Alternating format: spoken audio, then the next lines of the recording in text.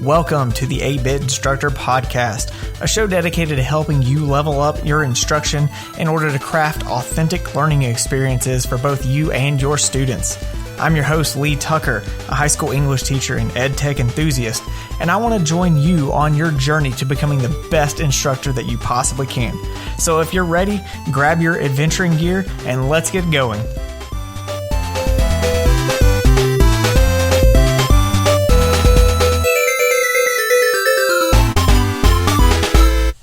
Hey, what's up, 8-Bit crew? Today is Thursday, November 26, 2020, and it's Thanksgiving Day here in the United States. Before we get into the episode, I just want to express my thanks for you for listening and supporting and contributing to the 8-Bit Instructor community. The whole idea of 8-Bit Instructor is taking your unique quirks and personality and implementing these ideas into your classroom to create an authentic learning experience, one that both you and your students can enjoy. And so I've had a lot of fun putting these episodes together. Hopefully you've been able to get a lot of good stuff out of it. And I just want to take a moment to tell all of you how much I appreciate everything that you do. Teachers out there, I know you are working hard to do the best you can in the situation that you have. And I really appreciate all of the effort that you are putting into this school year. So let's go ahead and jump into the episode. We'll start with some news and updates. I got several little Google updates. The first Google Workspace update has to do with Google Chat and Gmail. And that is the ability to pin conversations in Google Chat now. So if you use Google Chat, you know, the newest or most recent chat sessions are going to pop up at the top of your sidebar in Gmail. And they are putting in the option to be able to pin important conversations to the top so that it's not getting lost down the feed. And so that is something that will be rolling out. It should already be rolled out. If you are in Google Chat in Gmail, you should be able to see that option in the three dots menu. Another new feature for Google Meet is something that teachers have been wanting for a long time now, and now you're going to get it. And that is the ability to raise your hand to ask a question in Google Meet. So students will now be able to virtually raise their hand so that they're not maybe interrupting or just getting lost in the conversation. And so you'll be able to see that coming out in Google Meet. Again, that's something that by the time this episode airs, that should be rolled out to most places. So if you're using Google Meet for anything after the Thanksgiving holiday, then you should see that option available for your students. The last update from Google is one that I'm pretty excited about, and if you have used Google Chrome and know a lot of the details about it, it might be exciting to you. Google is now making improvements for the speed and memory use of Google Chrome. And if you know anything about Chrome, you know one of the issues that Chrome has had is that it uses up a lot of the computer's memory, the RAM, and it takes a lot to run it. And so Google has worked to improve the performance of Chrome, and I'll just read a couple of things out as far as things that are improving in Chrome. Chrome now prioritizes your active tabs versus everything that's open, reducing the CPU usage by up to 5 times and extending the battery life by up to 1.25 hours based on some of their benchmarks. And so, you know, if you're like me, you probably have 20 or 30 tabs open on your Google Chrome at any given time. And if all of those are being actively reloaded and all that, it is taking up a lot of computer memory. And so what they have done is Chrome will now focus more on the active tabs that you're using, and all the other ones will kind of be running more in a background mode maybe. Also, Chrome now starts up to 25% faster, loads pages up to 7% faster, and does all of this using less power and RAM than before. And then if you're on Android, Chrome on Android now loads pages nearly instantaneously when you navigate backwards and forward, making these common tasks super fast.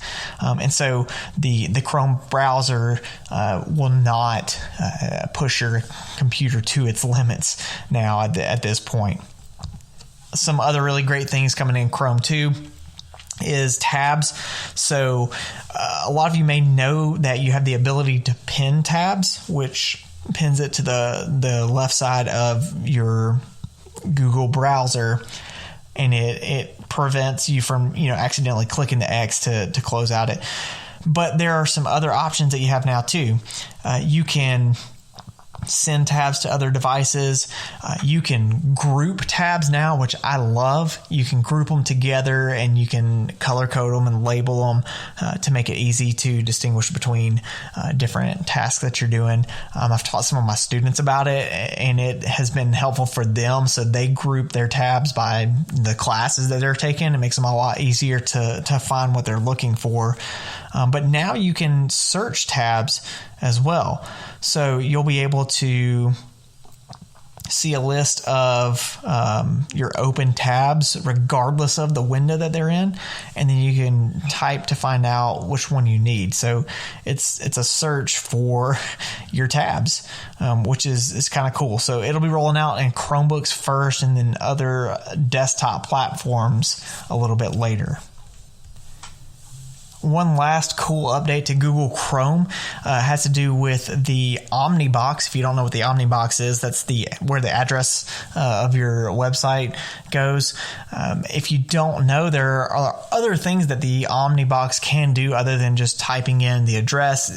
There's also the search feature that does a Google search, and Google is now adding more features to the Omnibox where you can do quick actions directly from that Omnibox. And so instead of going through maybe the settings menu and all that, there are going to be certain commands that you can type and the Chrome browser will do it for you. So a couple examples that they give are you can type edit passwords, and then it'll bring that up and allow you to edit a password, or you can type delete my history and it will delete the browsing history. So rather than having to click through the settings menu and finding the history page and all of that, you can just type it directly in that Omnibox. And again, just another way of being able to do things in fewer steps, fewer clicks to save you some of that time. So that will take care of news and updates for today. So let's go ahead and take a look and see what's inside the treasure chest today. So my treasure chest tip today is actually a website that I use a lot. It's for design purposes, and the website is UI Gradient. It's basically a website that already has some really nice looking gradients that are put together. So if you are someone who does a lot of designing and color scheming things in stuff like your Google Docs or Google Slides or anything like that, gradients are a great way to add just a little bit of aesthetic to the things that you put together. And UI Gradients has some of these pre-made ones where you can go into the custom gradient part of something like Google Slides or Google Drawings, and the website already has the hex codes for these colors, and you just copy and paste the hex codes into the custom gradient place, and you can have that there. And so it's already done for you, and you can just kind of browse through their library and find something that works for what you're looking at. So check that website out. I'll put a link in the show notes, as well as I will put an IORAD tutorial for how to do custom gradients, so that if you need that, you can take a look at that. So that's the treasure chest tip for the week. Up next is the boss battle, and we're going to take a look at ISTE standards.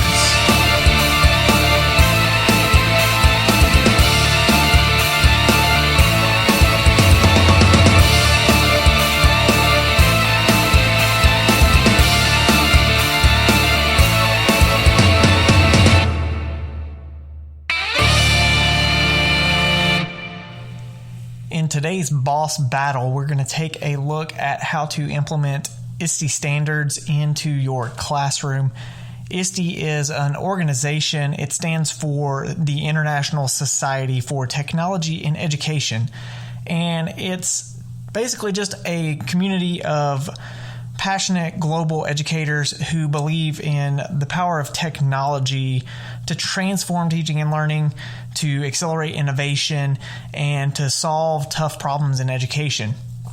And essentially, if you are doing anything with ed tech or interested in doing with anything ed tech, you should definitely check out ISTE's offerings. They have a lot of professional learning. They've got a community. They do big events. Probably the biggest ed tech event in the United States is the ISTE conference, and they publish books and all that. And so it's a great organization to help you learn how to implement various ed tech resources into your classroom. And they have developed a set of standards that I just want to take a look at today and look at some ideas of how we could take what we are already doing in our classrooms and implement these standards to help our students become a lot more independent learners, a lot more problem solvers. So the first standard is the empowered learner, and basically that is students taking technology to take an active role in choosing, achieving, demonstrating competency through learning goals and doing things like setting goals, reflecting on goals, developing strategies for achieving them, reflecting on their learning process, and using that to improve any kind of learning outcomes. Also, students will build networks and customize their learning environments to help support the learning process. Another part of this would be using technology to get feedback that helps them improve their practice and helps them demonstrate their learning in a variety of ways. And also, the students learn just the fundamental concepts of some technology operations, using, choosing, troubleshooting any current technologies, and then transferring that knowledge into new, more innovative kinds of technologies. And so some of the ideas that I kind of thought about and looked into was something like this, creating that more empowered learning is, obviously goal setting. It can be goals in your class, your curriculum, and your standards, but think about also ways that you can have students set goals for their learning in general, things like time management and all that. And then setting up daily, weekly, quarterly reflections on their learning. I do a weekly reflection each week with my students to have them take a look back at what they've done this week, what they learned, where they need to grow. But also I try to get them to do that as they are working on assignments, especially longer assignments and projects.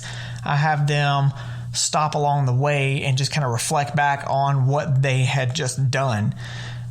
This standard also allows for a lot of different types of collaboration, working with other students and building those networks, reaching out online even to extend outside of the classroom to help them improve their methods of learning. Things like choice boards to allow them different choices for products helps them take control of their learning, but also gives them the ability to explore new things. And that last part where students troubleshoot current technologies and transfer that knowledge to other ones, that's something in recent years that I've really struggled with wanting my students to be able to do. Not just learn a single concept, but be able to transfer it to work past any kind of problems or issues that they have with that.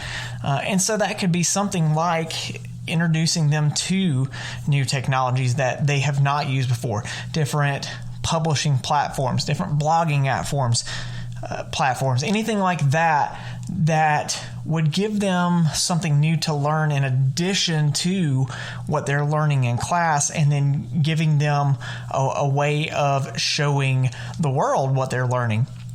But also, if any, those of you who have really worked with technology know that you always run into problems, and you have to be able to work past issues that you come across.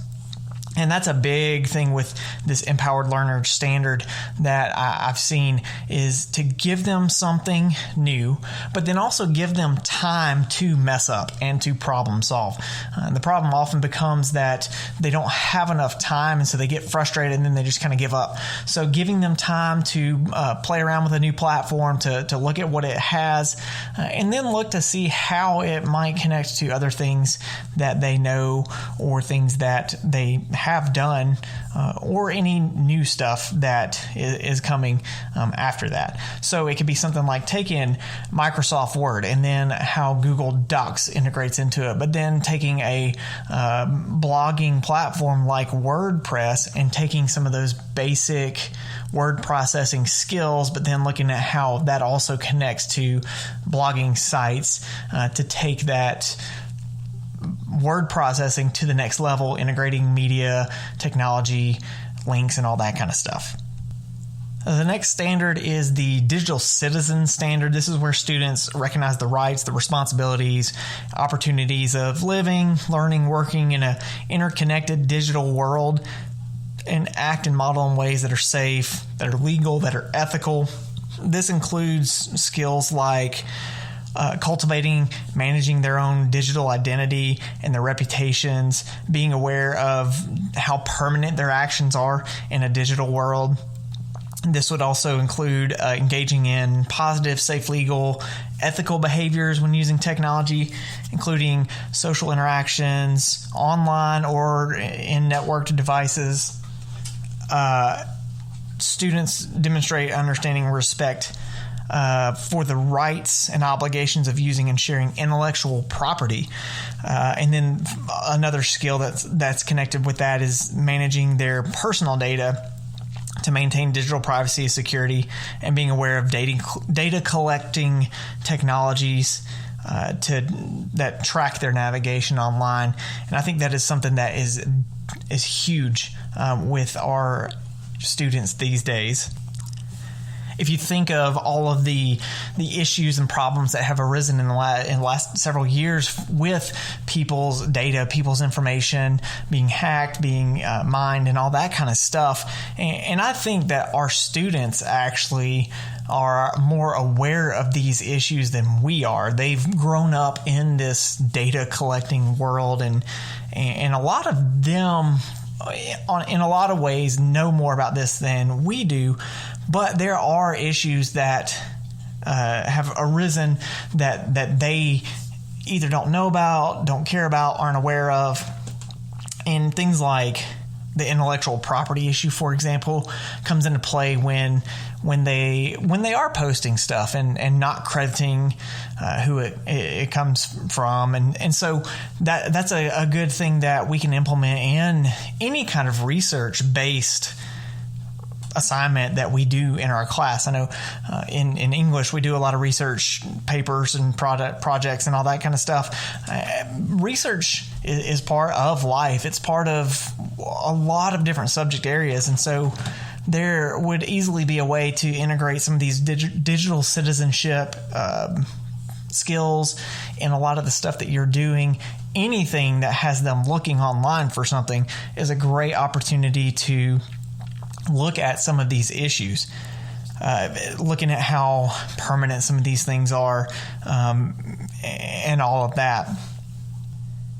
Additionally, Google has put together a lot of stuff for digital citizenship. If that's something that you think you might be interested in looking into, they have broken down the kind of digital citizenship standards into 5 different categories, and they have their online platform, The Be Internet Awesome website has a lot of pre-made presentations, pair decks that you can do in class along with activities, and even a little game they call Interland, which has them, it's a platforming game where they practice different digital citizenship skills.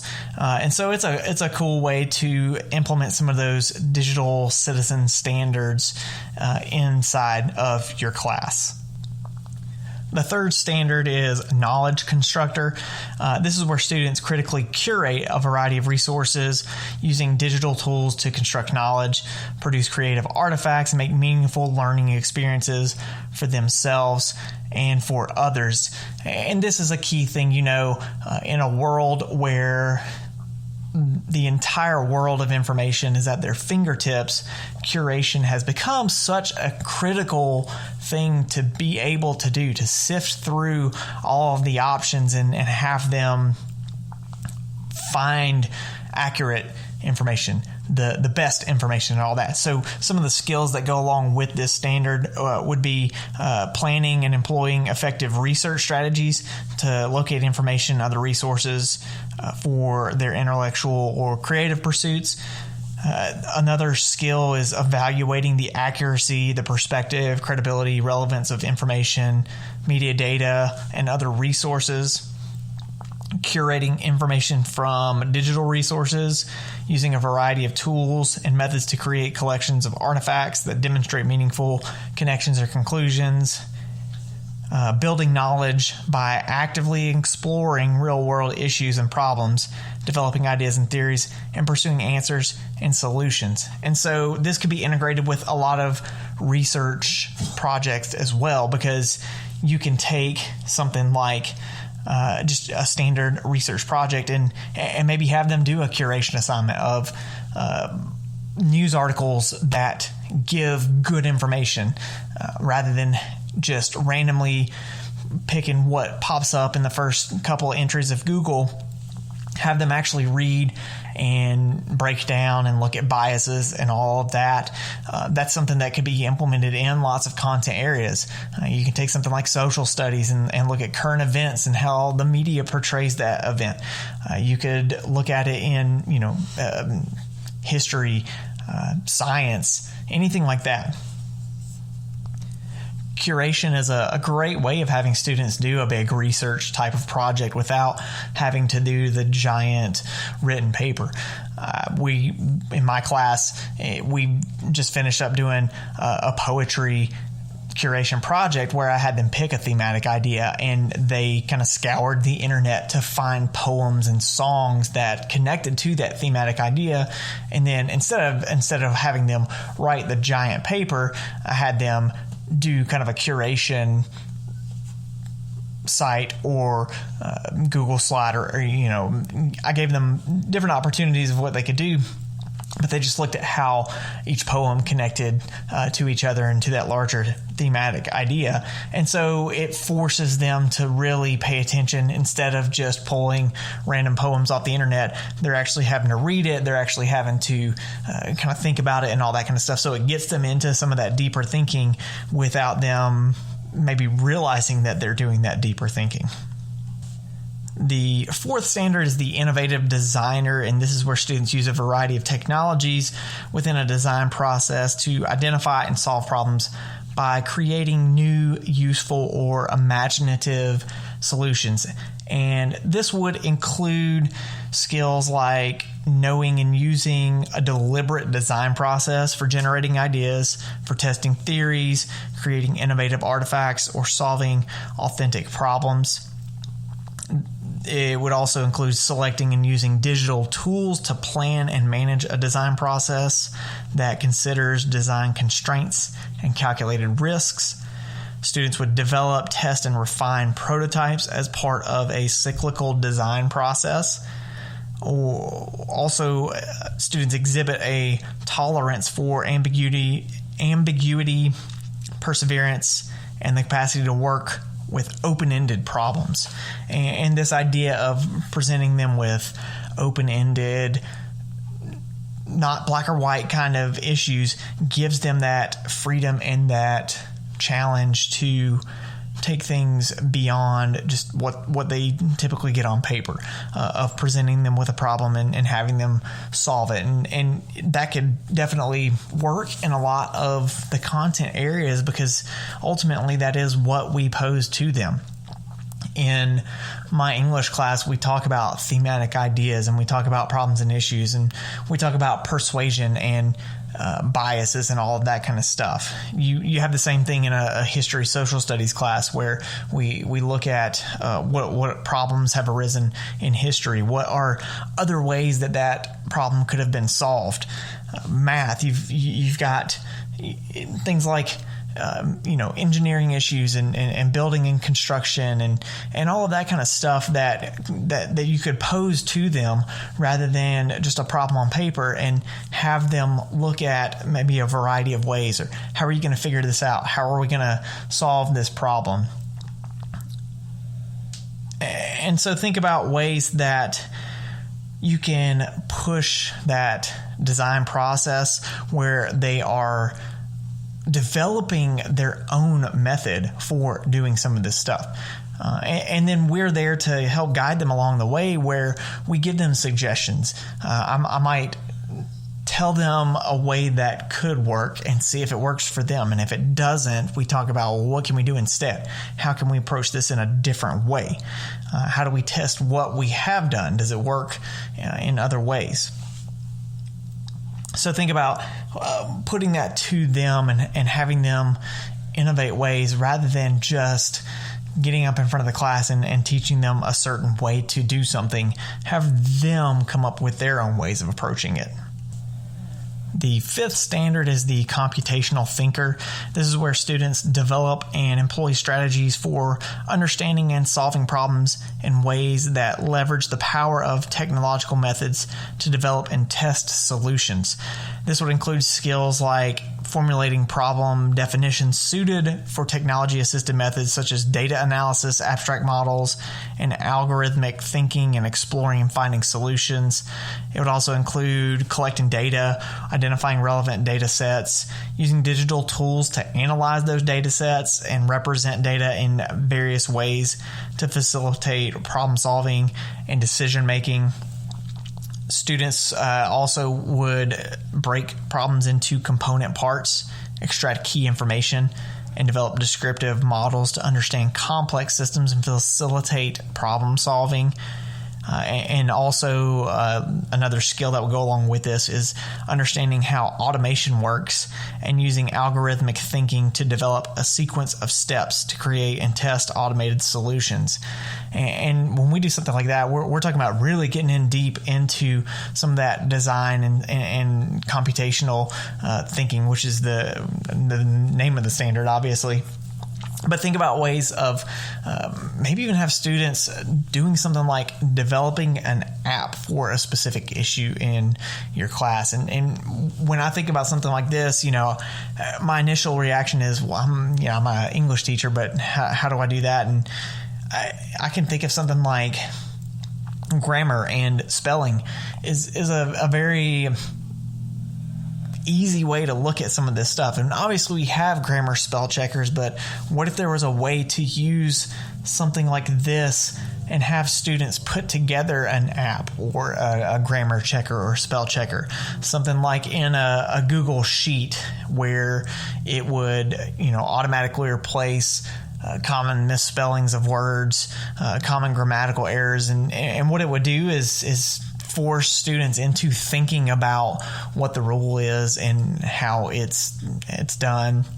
For spelling errors, what would be some of the common spelling mistakes that people would typically make with different words? And again, I mean, you could get super in depth with that. That's something that could take a long time to do, but it's just a different way of being creative with having students learn certain ideas and certain concepts. And maybe they take collect some data of words or whatever, and use that to help develop their end product. The sixth one, it's one of my favorite ones. It's the Creative Communicator. Students communicate clearly and express themselves creatively for a variety of purposes using the platforms, tools, styles, formats, and digital media appropriate to their goals. So this would include skills like choosing an appropriate platform and tool for meeting the desired objectives of their creation or communication. This would also be creating original works or responsibly repurposing or remixing digital resources into new creations. Other skills would be communicating complex ideas clearly and effectively by creating or using a variety of digital objects such as visualizations, models, and simulations, and also publishing or presenting content that customizes the message and medium for their intended audience. And this is where we can get out of the straightforward written stuff. Even something small and daily. You can have them put together a YouTube video, or they can create their own digital publication. I've had students do e-magazines before, where they picked a topic and they designed a magazine and published it. A series of YouTube videos, like I said, they could do a podcast episode. They could do all kinds of stuff. There are so many platforms out there and so many different tools that they can use and that they are already using. Think about all the different social media platforms that our students are already on. They already know how to use all this stuff. Why not have them get creative and communicate some of this stuff in various ways? And so we can take something like, even if it was something like a basic ticket out of the door, where we have them explain something that they learned in class or whatever, and instead maybe put it into some kind of communication thing. So, you know, an example that I recently did in class was it's not a social media thing, but it was a Flipgrid video where I just gave them 90 seconds to explain everything that they could remember about the unit we had just finished up. So we had spent 3 weeks looking at analyzing literature, and I gave them 90 seconds to explain as much as they could about analyzing literature. And obviously they didn't put all of it in there, but I had some of them hit some really creative stuff with those videos rather than just having to write something down on a piece of paper. Another thing that I did over the summer with my honors class, something that I stole from John Meehan, was the hashtag hunt, where I gave them stuff to do to read over the summer, and rather than just writing a bunch of reports on it, I had them tweet out using a hashtag things that they got out of the reading. And so any kind of significant passage or a thought that came to them or whatever, I just had them tweet it. And again, it's just another creative way to communicate the stuff that they're learning rather than just a multiple choice test or an essay. So think about some of those different ways, stuff that you're doing where your students are telling you what they're learning. How can you broaden that out into the digital landscape, into things that they already know how to use really well? They can just repurpose it for your purposes in class. The final one is the global collaborator. This is where students use digital tools to broaden their perspectives and enrich their learning by collaborating with others and working effectively in teams locally and globally. And this is a way of getting our students outside of the classroom, even if it is through digital means. And so this incorporates skills like students using digital tools to connect with learners from a variety of backgrounds and cultures, engaging with them in ways that broaden mutual understanding and learning. Students would use collaborative technologies to work with others, including peers, experts, or community members, to examine issues and problems from multiple viewpoints. Students contribute constructively to project teams, assuming various roles and responsibilities to work effectively toward a common goal. And finally, another skill involved in that is exploring local and global issues and using collaborative technologies to work with others to investigate solutions. And so this takes collaboration to the next level. And, you know, in our pandemic world where a lot of us have this calendar year had to teach virtually. It's becoming more and more easy to connect with other people through these digital tools.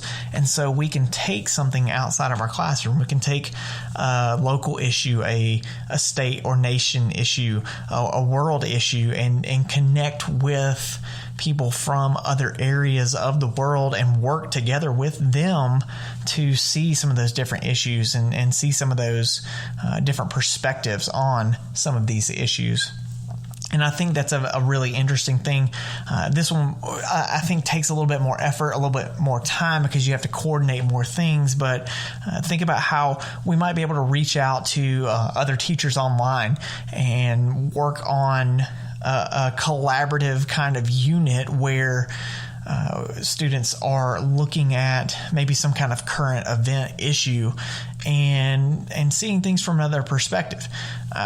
If you teach in a rural area, maybe connect with a classroom that is more suburban or urban in a metropolitan area, and look at how they see a certain issue and being able to work together to come up with different solutions for that issue that might work better for everybody as a whole. And I think that would help in, a lot of clearing up a lot of misunderstandings that go around in our world and all of that. So global collaborator working together outside of just the four walls of your classroom.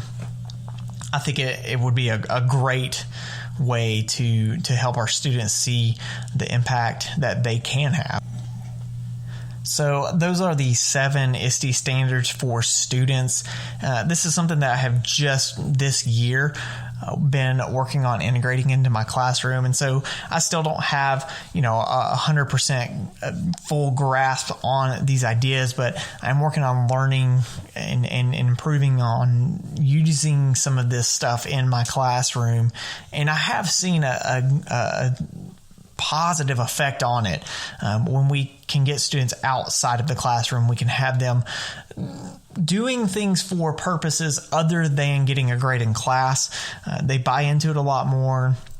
They often will put a lot more effort into it because they see that real audience that is seeing their work. And so as I continue to grow in this, I'll share some ideas that I come up with and maybe try to get somebody on the show to talk about the ISTE standards a little bit more and how we can utilize them in class. But definitely check it out. There are a lot of resources online that I will link to in the show notes to get you connected and get you started on that. And it's definitely something I think is worth looking into, especially in an age where we are getting into utilizing technology more in class. These are key skills that students should begin to develop. And it doesn't take a whole lot to add these things to your classroom. Some of them are very short, very easy, very simple. Some of them are a little bit more involved, but things that can be implemented with stuff that you are already doing.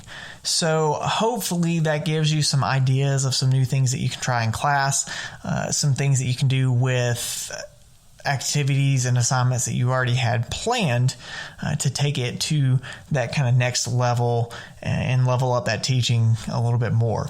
And that gives you an opportunity to share any ideas that you came up with, because up next is the Crew Members Board Question of the Week.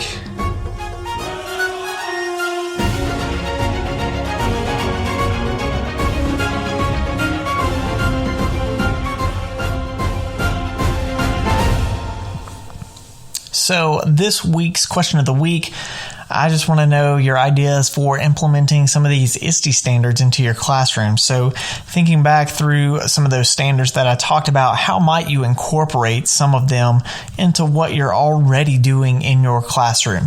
So big or small, what are some ways that you can start to implement these ideas in what you are already doing?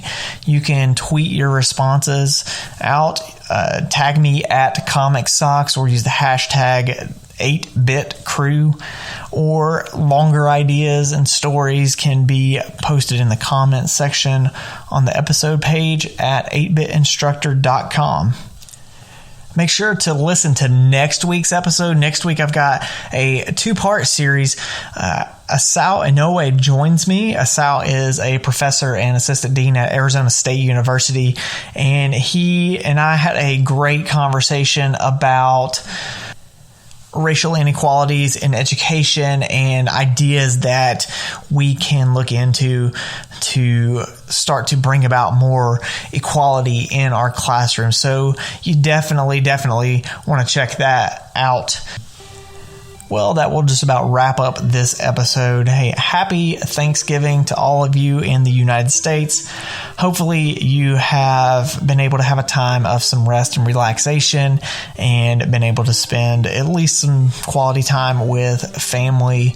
I hope this week brings you some restoration and rejuvenation that a lot of us are needing at this point in the school year. Thanks so much for listening today. Don't forget to hit subscribe on your podcast app if you're enjoying the show, and you can leave a review, and most importantly, tell others who could benefit from listening and engaging in the 8-bit community. If you'd like to support the show, you can do so by going to patreon.com/8bitinstructor and donating. It helps me with a lot of the web hosting and all of those costs that go along with producing the show. If you like the information, you can check out more content at my website, 8bitinstructor.com, and you can check out my YouTube channel for EdTech tutorials and videos. So until next week, keep leveling up that teaching craft, and may your sword stay sharp and your shields hold strong.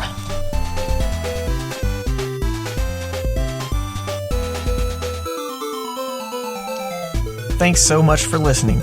Be sure to subscribe wherever you get your podcasts, and check out the 8-Bit Instructor YouTube channel for EdTech tips and tutorials, as well as other content on my website, 8bitinstructor.com. And of course, don't forget to follow me on Twitter at ComicSocks and use the hashtag 8bitcrew. See you next week.